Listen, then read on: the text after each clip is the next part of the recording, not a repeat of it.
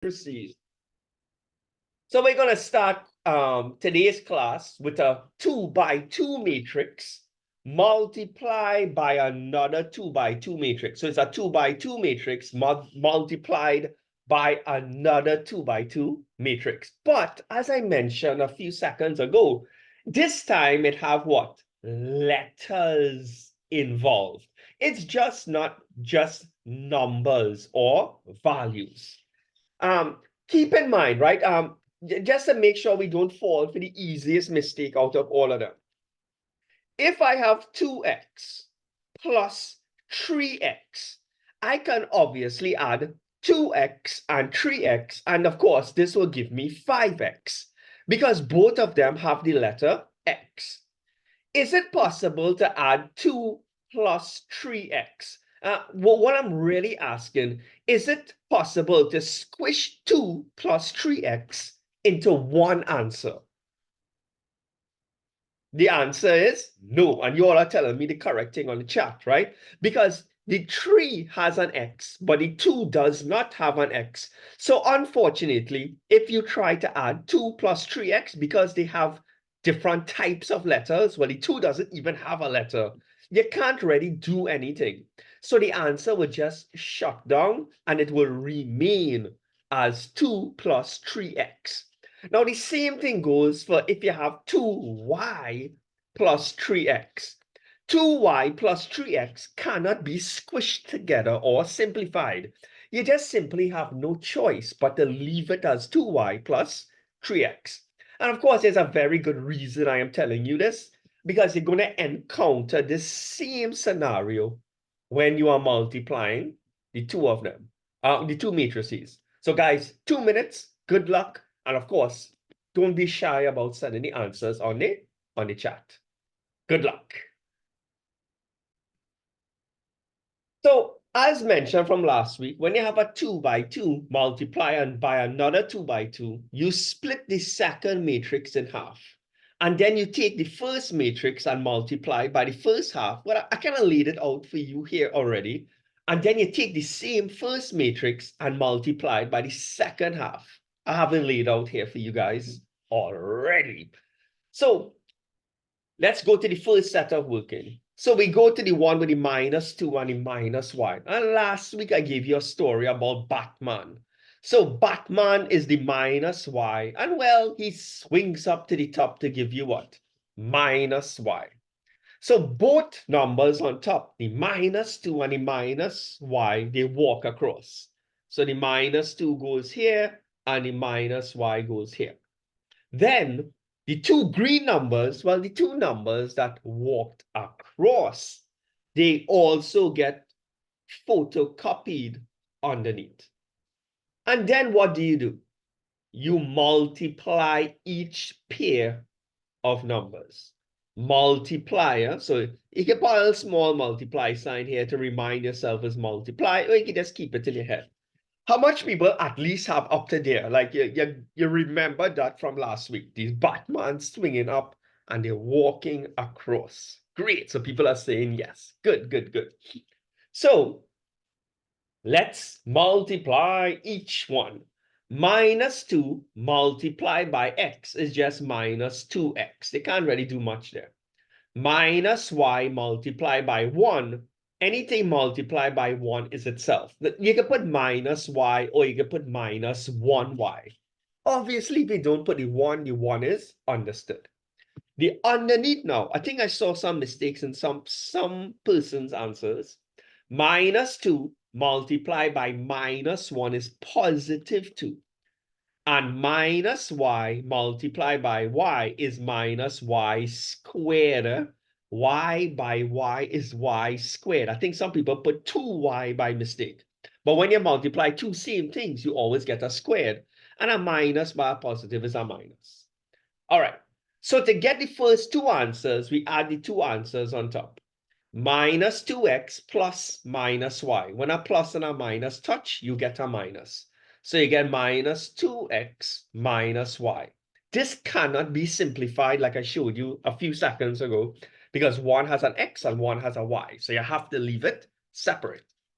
To get the underneath answer now, 2 plus minus y squared. A plus and a minus is a minus. So you get 2 minus y squared.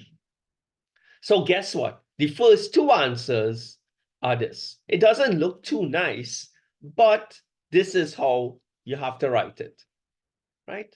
We have to get these two answers now, and we're doing that for the underneath. So we got a different color here. It's always good to use different colors. So the -1 swings up to the top. That's Batman.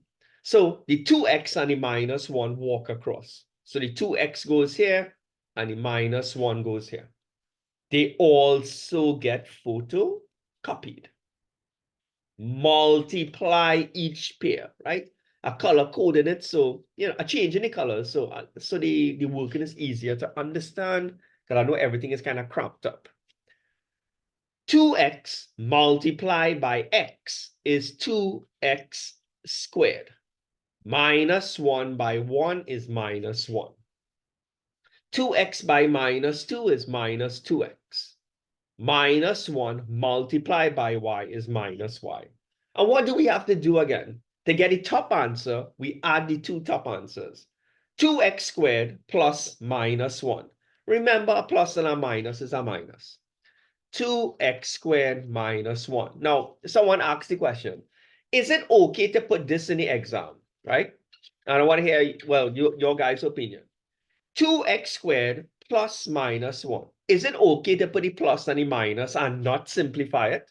Do you think the examiner will accept that as 100% correct? Yeah, right. And you guys are shouting it out there. The answer is no. You have to let the examiner know that when a positive and a negative touch, you ultimately get a negative. That's a basic thing in math. So if you don't simplify it, the examiner is going to think you don't understand maths properly. And if I was marking the paper, I take away a mark one time, right? And that's fair. Okay. The underneath, -2x, a plus and a minus touch again, so you get a minus. So you get -2x minus y. None of these things could simplify, because the top one has an x squared and the other one doesn't even have a letter. And the one underneath has x and y. So there's no way we could squish that together.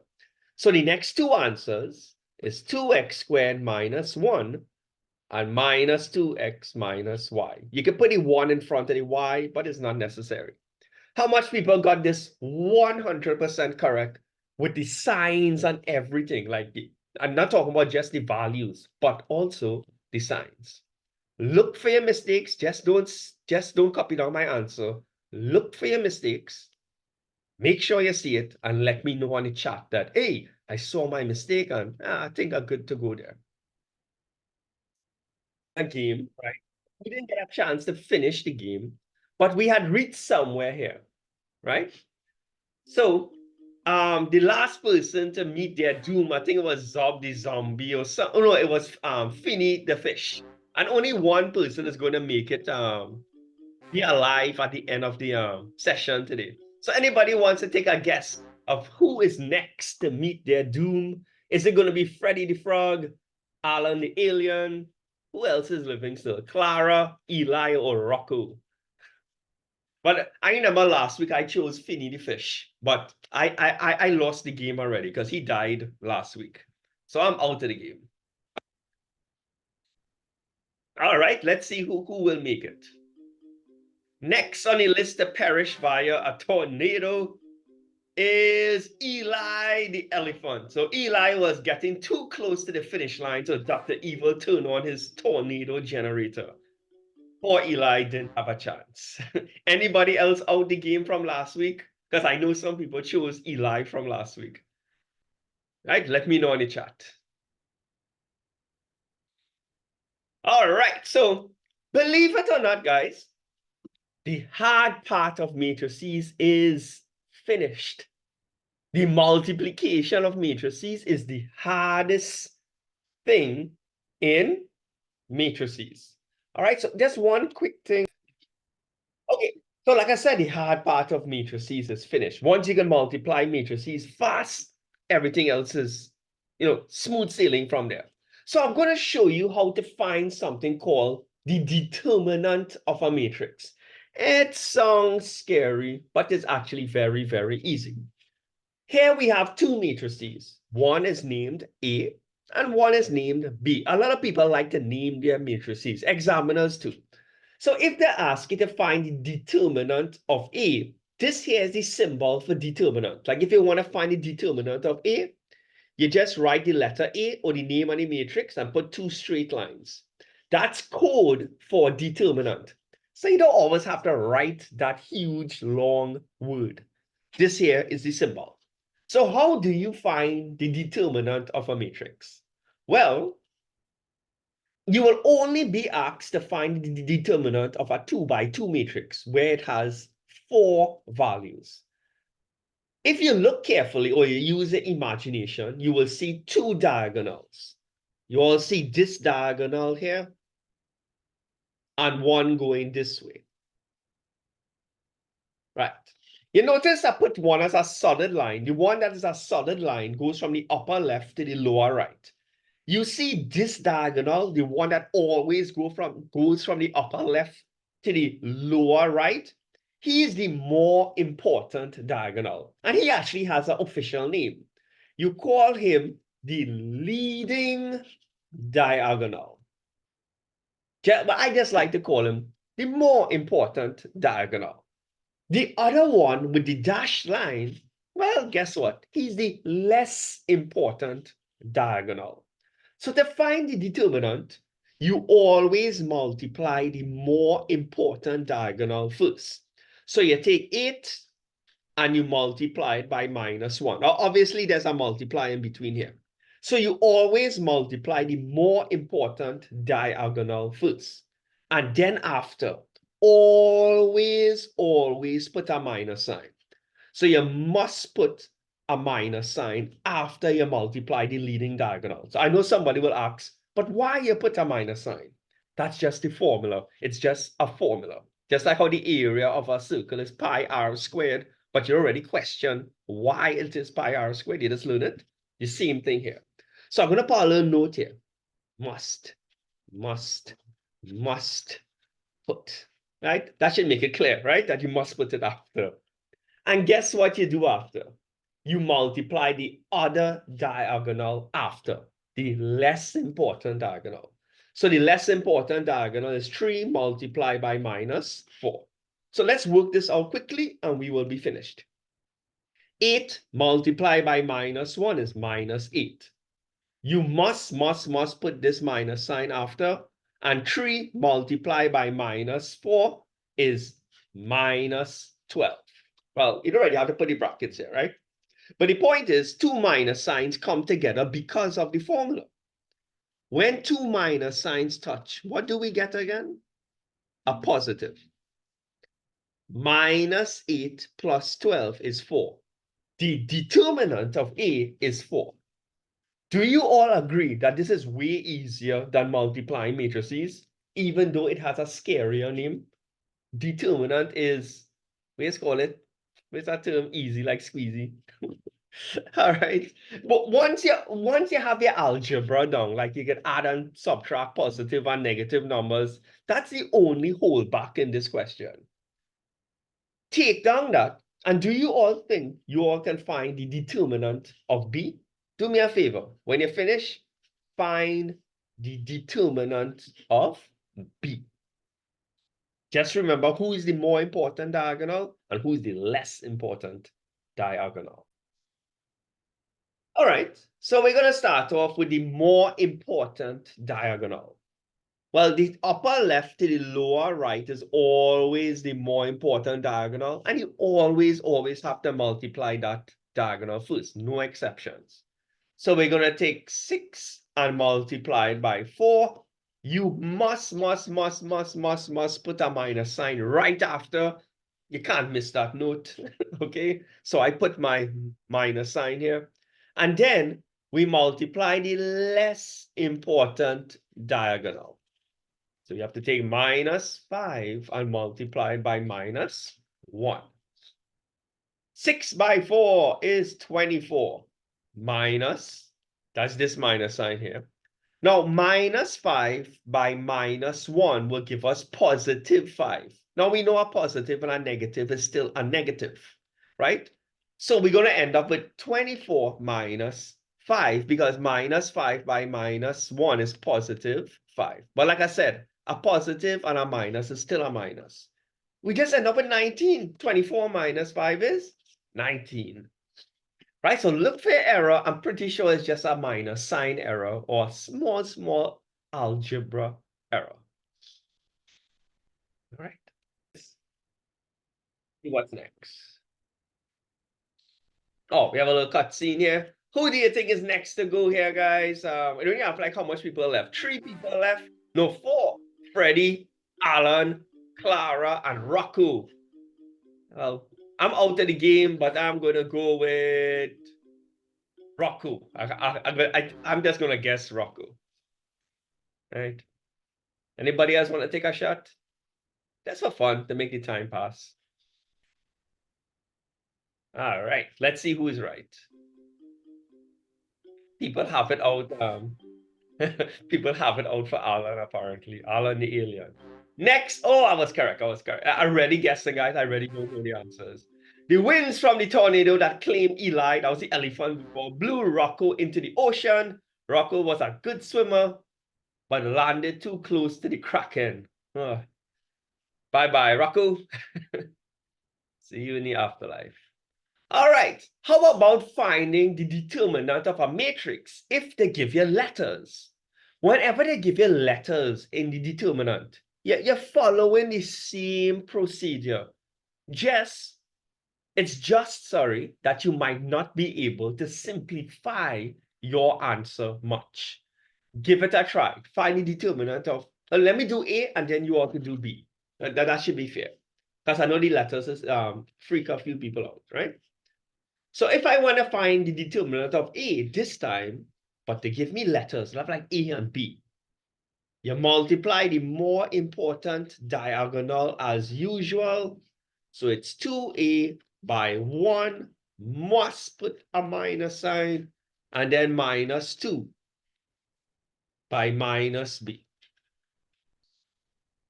2A by 1 is 2A. Well, anything by 1 is itself minus, that is this minus sign.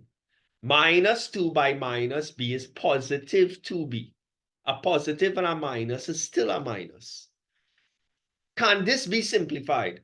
Can you squish together 2A and minus 2B? Is that possible? The answer, well, or you all know, is no. You cannot simplify it. Hence, this is your final answer. 2A minus 2B. Don't even attempt to try to simplify that. It's not mathematically possible. Try B. Find the determinant of B. Killing a few people. So we multiply the more important diagonal first, right? This here is a symbol for determinant. So 5 multiplied by minus 2p. You must put a minus sign. Then multiply the less important one. So it's minus 5 multiplied by minus p. Let's see what's going on here. 5 multiplied by minus 2p is minus 10p. This here is the minus sign you must put. But minus 5 multiplied by minus p is positive 5p. Once again, a plus and a minus is a minus. Now, it is possible to squish these two together. I realize some people just stopped here because in this one we stopped. But in the previous one, the only reason we stopped is because it was 2 different types of letters. So we were stuck. We didn't have a choice. But this one has a P and this one has an XP. Minus 10P minus another 5P is minus 15P. So this one could have squished together. And some people forgot to put the letter P. So look for your mistakes, guys. Of course, I'm always interested in knowing if you saw your error at least. All right, so determinant, you all seen it's easy for yourself. Okay.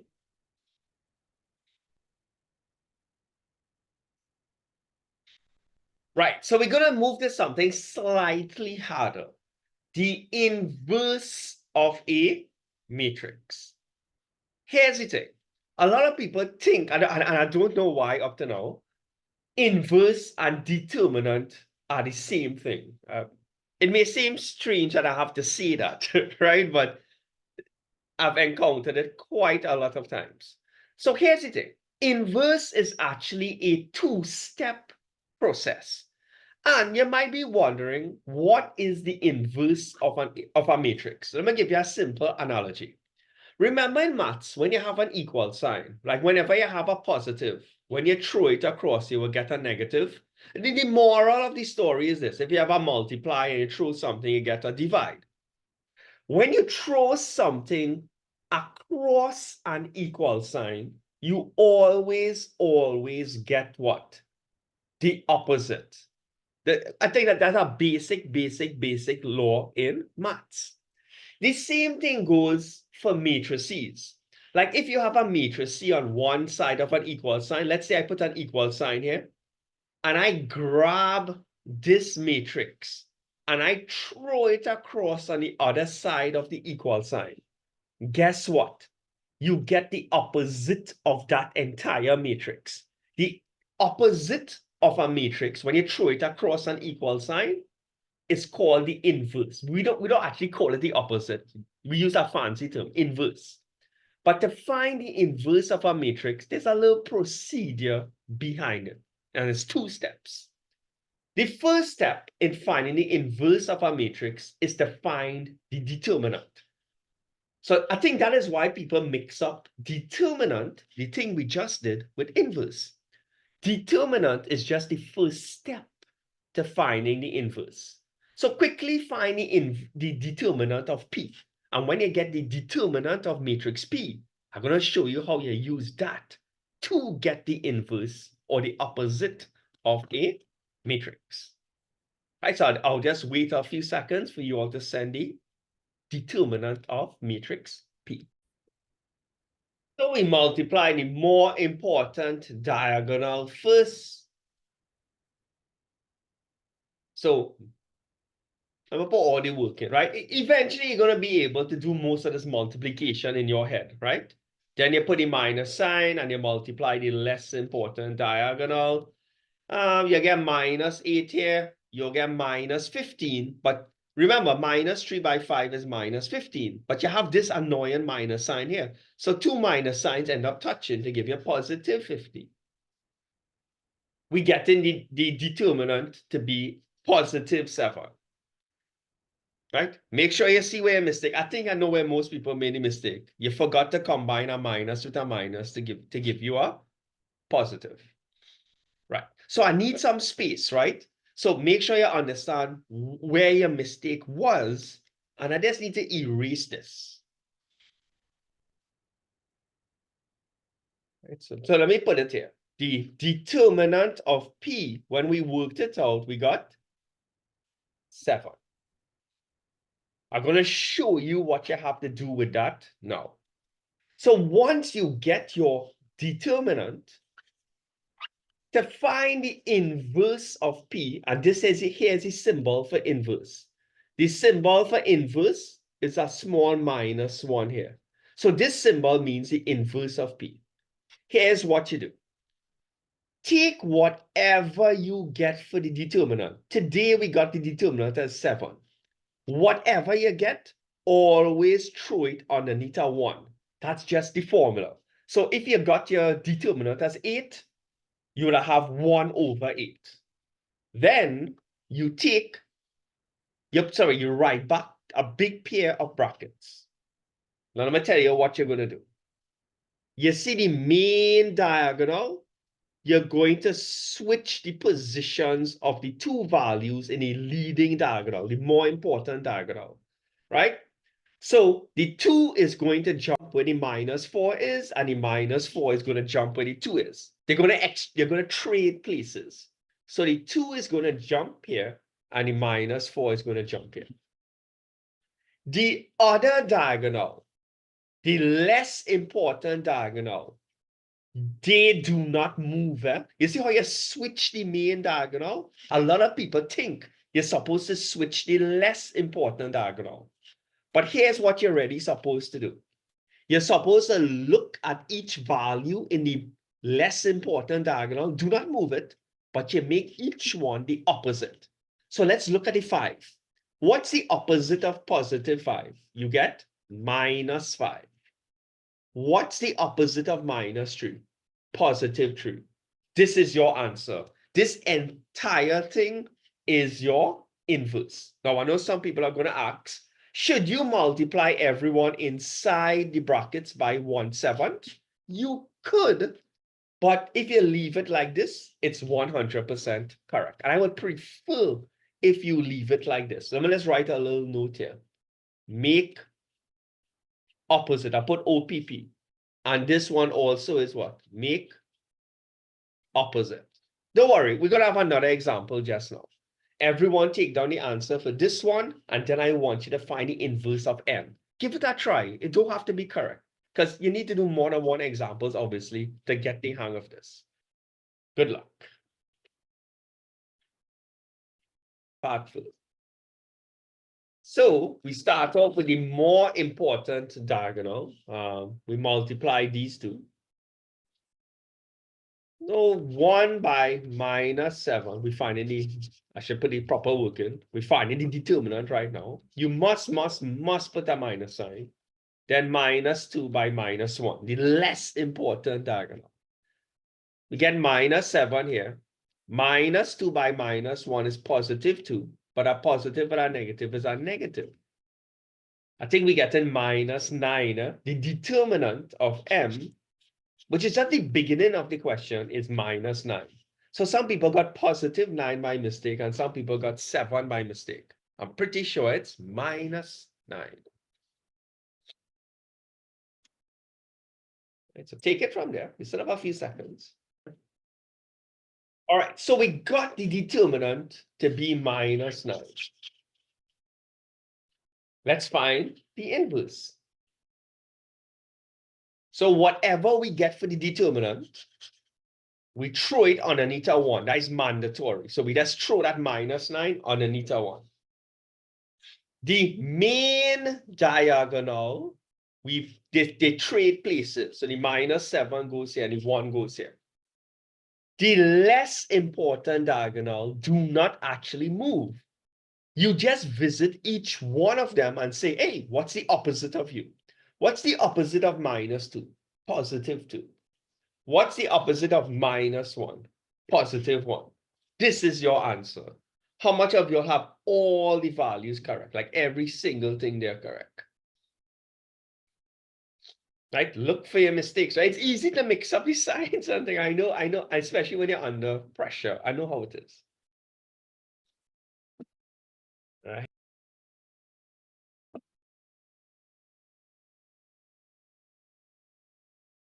All right, so a little break here.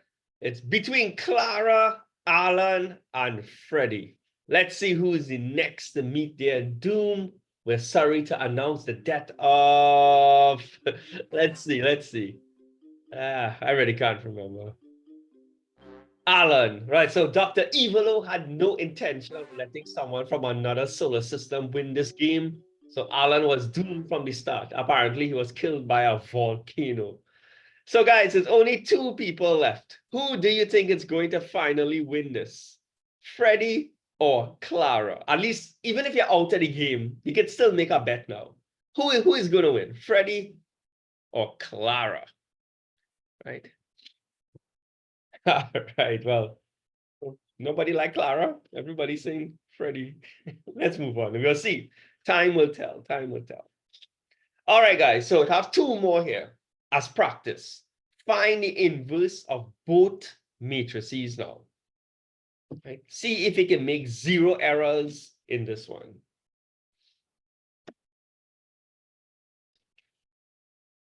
The first thing you have to do with K is to find the determinant. So hoping that everyone got this for the determinant.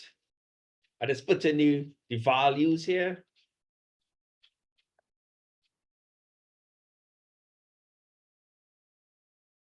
Anybody got minus 17 for the determinant of K? right? Look for your error. All the work it is in front of you there.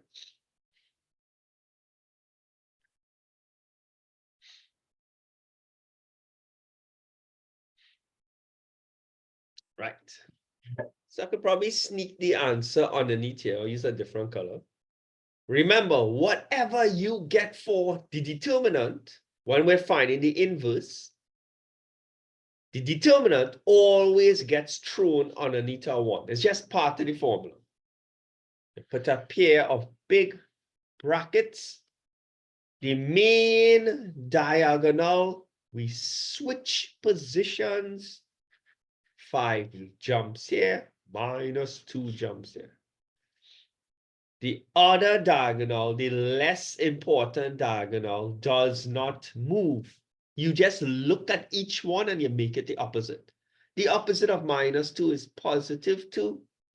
And the opposite of minus 6 is positive 6. This is your final answer for the inverse. I'll give you 20 seconds with P, and then we will work it out.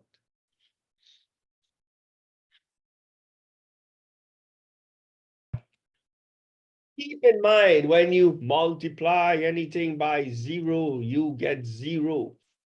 So the more important diagonal is this one. So it says 6 by 0.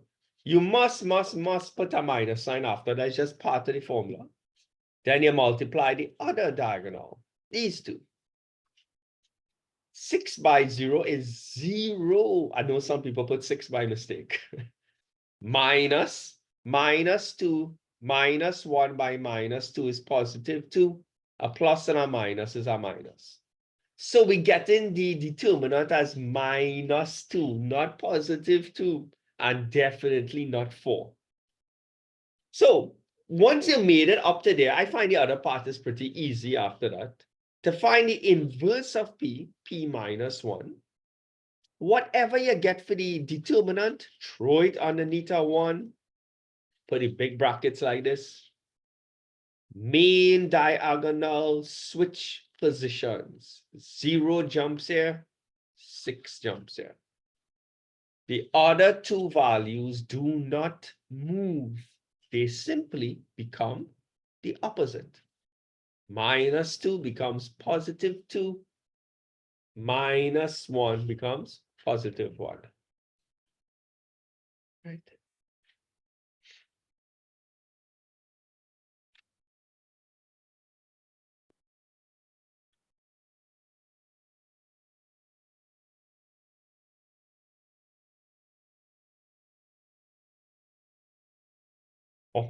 Right.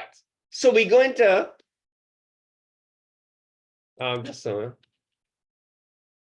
right. So there's a special type of matrix called a singular matrix. Now, a singular matrix is just a special matrix. It's just when the determinant of the matrix is 0. For example, if I ask you to find the determinant of K, remember, determinant and inverse is 2 different things. Huh? So if I wanted to find the determinant of K, no special procedure, same thing we've been doing all the time. You multiply the main diagonal, as usual, which we've done a ton of times before. You must put a minus sign, and then you multiply the other diagonal. Let's see what we get here. Minus 1 by 10 is minus 10. You have a minus sign here. And 2 by minus 5 is another minus 10. So 2 minus signs end up touching, so you get what? A positive.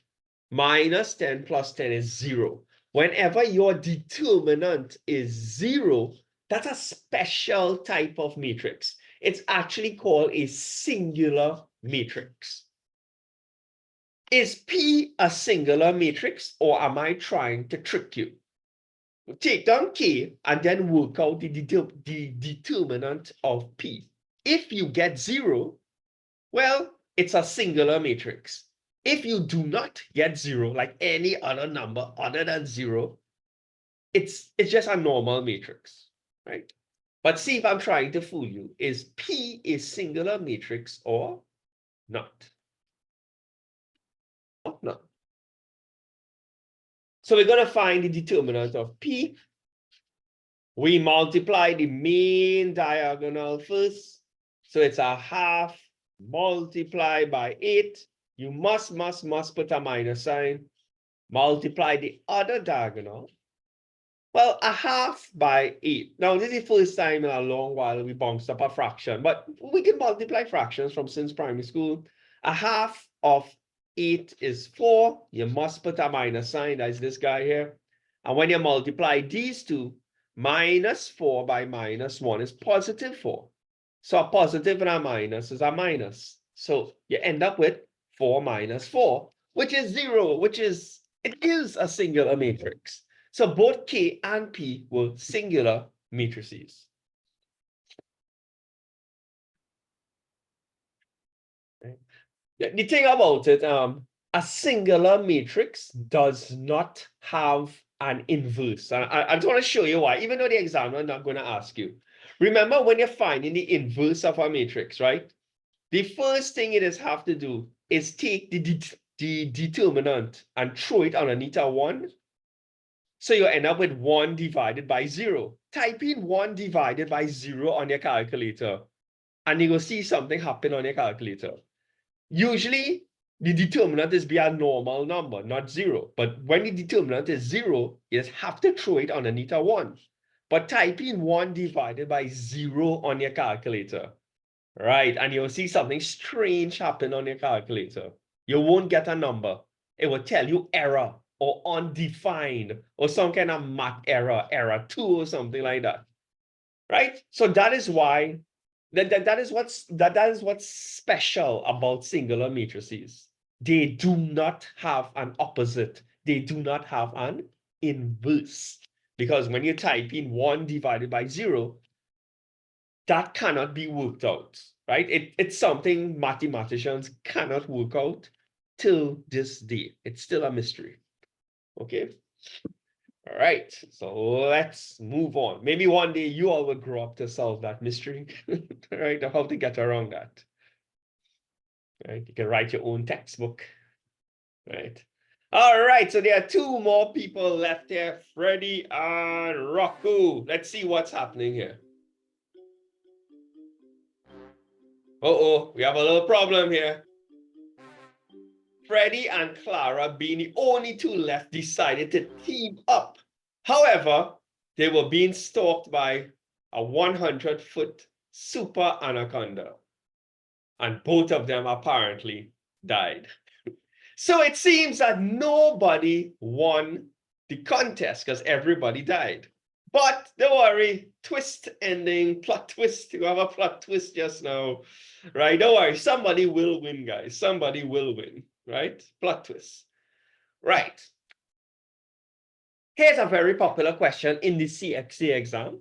Solve 4x if the matrix is singular. Let me do the first one for you. You'll get about 3 marks for this question. So this here is a solve for x question. So you know it's going to have to do something with throwing across positive to get negative algebra. But they also told you it's a singular matrix. What do we know about singular matrices? Well, the determinant is always 0. So let's find an expression for the determinant of this matrix. You multiply the more important diagonal. They probably fell up hear me say this, right? So to find the determinant, you take -1 and you multiply it by x. You must put a minus sign. Then multiply the next diagonal, the less important guy. Let's simplify this. So you get -1x, or minus x is -1 by x is -1x. 7 by -3 is -21, but you have 2 minus signs here, so you get positive. So this cannot be simplified because one has an x and the other does not have an x. But they want you to solve for x. And they clearly told you it's what?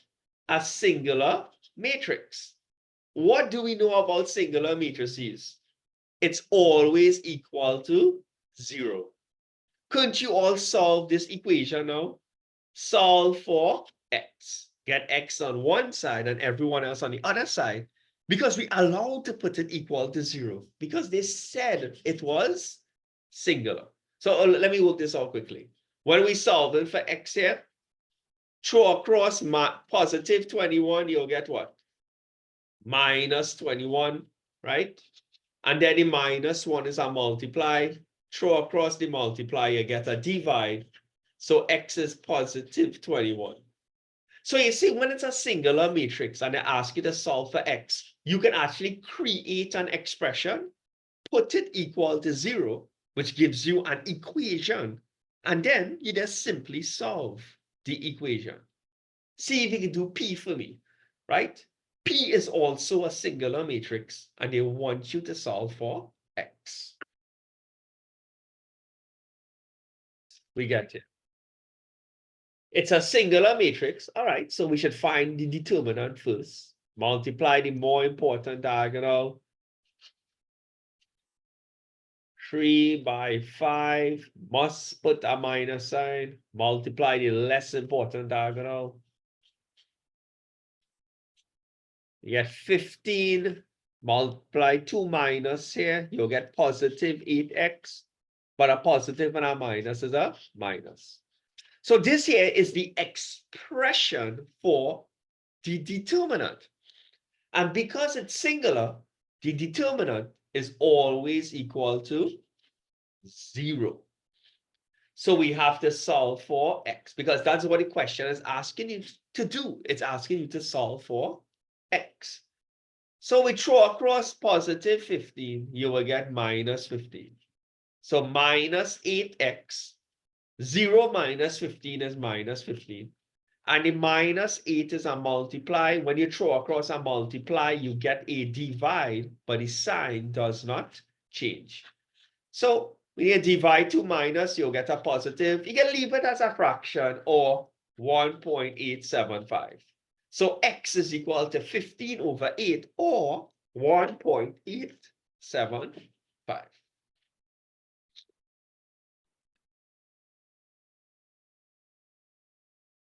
All right, so you all are probably wondering who won the game from last week. Now, be honest with me, guys. Last week, who did you all choose last week when I first asked you to choose your character?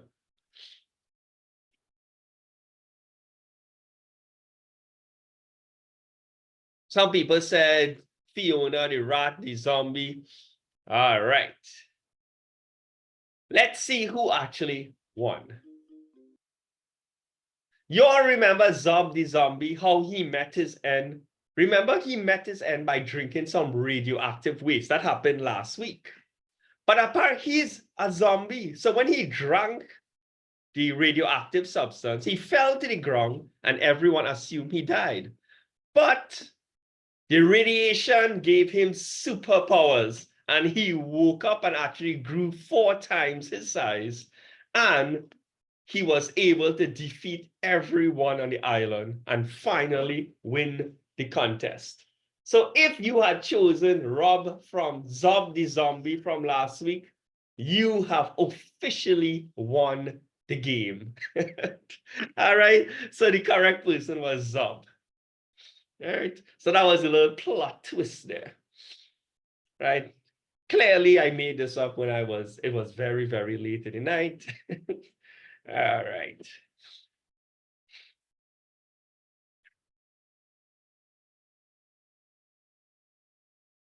All right, let's move on.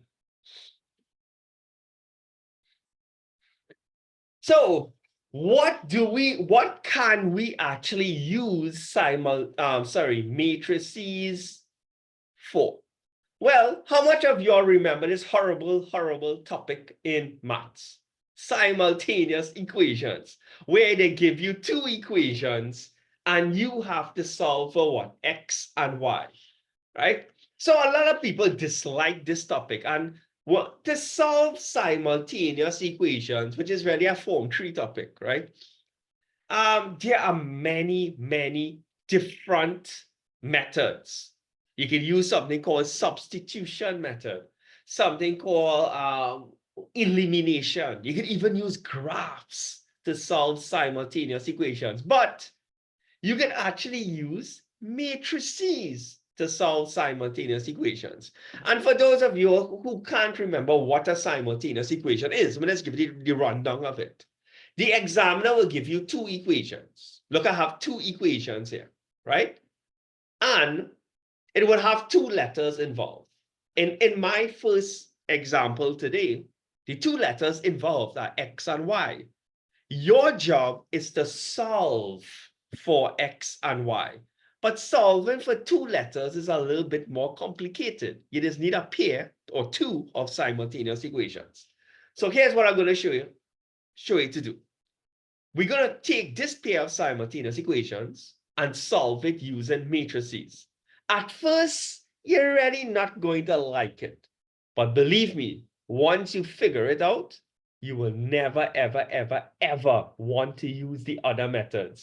Matrices will actually make it easier once you get the hang of it. Right, so here's what I want you guys to do. First things first, take down these two equations. Right? Watch me do it step by step. We have plenty practice on this today, not just one. I'll make sure and do about 2 or 3, or if I have time, 4. Let me know when you are ready. And don't write it small, write it a decent size. All right, so I have a little cough going on here, guys. So I think I'm going to be coughing a little bit. Please excuse me. I don't know how much of you all are sick, but I've been sick for 2 days now. All right, so here's what you have to do now. Once you have the two simultaneous equations, make sure the x's come first, the y's come second, and all the other numbers without any letters goes on the other side of the equal sign. Notice there are no tricks in today's first question. Even in the underneath equation, the x's come first, the y's come second, and on the other side, it have the number without any letters. So the first thing you have to do is make sure everything lined up properly. If it's mixed up, like the y's come first and the x comes second, you have to rearrange it. Next thing, make sure that there's a number in front x and y, always. The number in front x here is 4. The number in front the y here is 3. The number in front this y is 4. But look at this one. This x does not have a number in front. By now, we know that when you have a letter by itself and there's no number, the number is automatically 1. I want everyone to physically write in that 1, because if you don't, you're going to forget it and the whole question will fall apart. So write it in, take a second. So here's what you're going to do now. You see all these numbers, the 4, the 3, the 1, and the 4? You're going to extract them and write it underneath here in the same order. 4, 3, 1, and 4. You notice this is a 2 by 2 matrix. So the first step is the first real step is to extract the numbers and put it in a 2 by 2 matrix in the same order. Quick question. Who came first in the equation, x or y? If you're reading it this way, which letter did you bounce up first, the x or the y's? The x's, right? So here's what you have to do. You always put x on top and the y underneath, because the x's, the one on top means that the x's come first and the other letter comes second. So top is first, underneath is second. If somebody was just giving you $1 billion, so Elon Musk comes up to you and said, hey, I'll give you half of my fortune if you could figure out what two numbers go here. For common sense, just use your common sense and tell me what two numbers you think will have to go after the equal sign. Right? Obviously, somebody did not get the $1 billion. All right. So how much people were thinking 27 and 23? Because the 27 and 23 came after the equal sign, you put it in after. Right? So if you get it wrong, don't feel bad. It's only $1 billion went down the drain. Small thing. All right. So What we just did is that we took a pair of simultaneous equations and converted it into matrices form. When you're taking a simultaneous equation and converting it into a matrices form, the first matrix will always be a 2 by 2. The next matrix will be a 2 by 1. And after the equal sign, it will be another 2 by 1. So you will have one big matrix, one small matrix, an equal sign, and a next small matrix. It will always be like that. Great. Take them up to there.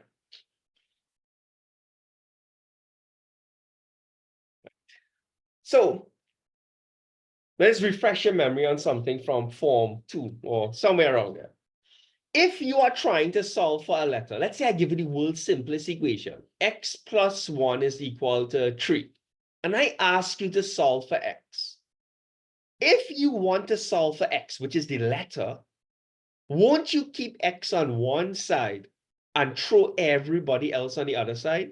So you would take positive 1 and throw him across and get minus 1, right? So you'll get x is equal to 2. 3 minus 1 is 2. That's a general thing in maths.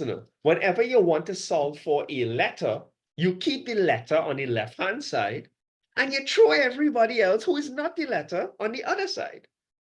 Why should it be any different for a complex matrix? He's not above the maths laws. He has to obey the maths laws as well. If you want to solve for x and y, guess what you have to do? Keep x and y on this side, and you see this matrix here? Guess what? Throw him across on the other side. But there's a little problem. You see, whenever you're throwing across a matrix, an entire matrix, you have to pretend you're weak, and it can only jump across one matrix. So when this being thrown across, it will actually land here, not over here, because if you throw it quite here, that means this matrix jumping across two matrices, the blue one and the red one. When you throw across a matrix, it can only jump across one. And of course, this big matrix cannot fit here. So it will push him around to make space. Also, what did I tell you all about half an hour ago? When you throw across something, you get the opposite. When you throw across a matrix, what's the opposite of a matrix again? It starts with the letter I. What is the opposite of a matrix? It starts with the letter I, right? So when you throw it across, it will become the inverse. So use the imagination now. This matrix was thrown across. So only the x and y is left on this side. So x and y is left on this side. Remember, the big matrix had to push the 27 and the 23 around. So the 27 and the 23 gets pushed to the right. And what goes over here again? The inverse. So here's what I want you all to do. Find the inverse of this matrix and write it in over here. Because when you throw across this big matrix, it morphs or changes into its opposite self, the inverse. Complete it here for me and write the inverse over here. I even put a divide sign to accommodate the determinant and everything.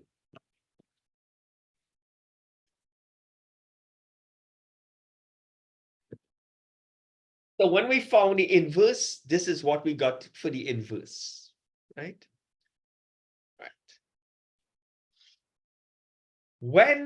Don't forget the aim of the question. We're trying to solve for x and we're trying to solve for y. So all we need to do is simplify this mess here. It only looks messy. But if I ask you to ignore the 1 on 13, just ignore this. And you all can multiply this matrix by this matrix using the Batman thing. Let the 23 swing up to the top and whatnot. Ignore the 1 on 13 for the time. Work this out and you will get two answers. One on top and one underneath. Get the two answers for me, but I think you'll need a calculator because it's some kind of big numbers like 27 and 23. Let me just help you out a little bit here. Let the 23 swing up to the top. He's Batman. The 27 and the 23 walk across, and they also get photocopied underneath. Multiply each pair for me. Right? So that's a little help out there. And then we can see about the 1 on 13. Don't let that 1 on 13 distract you for the time being. We'll handle him last. I think the values are a bit large, but that's okay. I'll get my calculator. 27 multiplied by 4. I'm getting 108 here. And 23 by minus 3 is minus 69. Minus 1 by 27 is minus 27. And 4 by 23 is 92. To get the answer on top, remember, we always add the two values on top.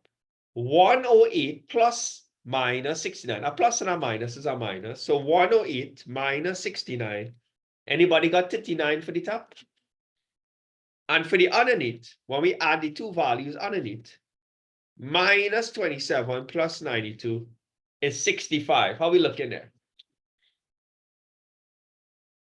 Right? But remember, you have to add up the two top values to get one final top answer and add up the two values underneath to get the final value underneath. But remember, we were ignoring the 1 on 13. So we can't ignore it forever. No? We put back the 1 on 13 because he waiting patiently here. He letting the big matrix and the small matrix sort out the business first, multiply and simplify themselves. And then the 1 on 13 will jump in after. What happens? Everybody inside the brackets gets multiplied by the item outside, but outside is 1 over 13. So when you see 1 over 13, it means that everybody inside the brackets gets divided by 13 because the 13 is underneath. So you have to divide the 39 by 13 and also the 65 by 13. You think you can do that for me? To simplify, take the 13, the 39 divided by 13, and also afterwards, take the 65 and also divide it by 13. So, right? Remember, the 1 on 13 was waiting on the outside. The 1 on 13 was the 13 was the determinant. We found that at the beginning of the question, and we have to throw it underneath the 1. So that is where the 13 came from.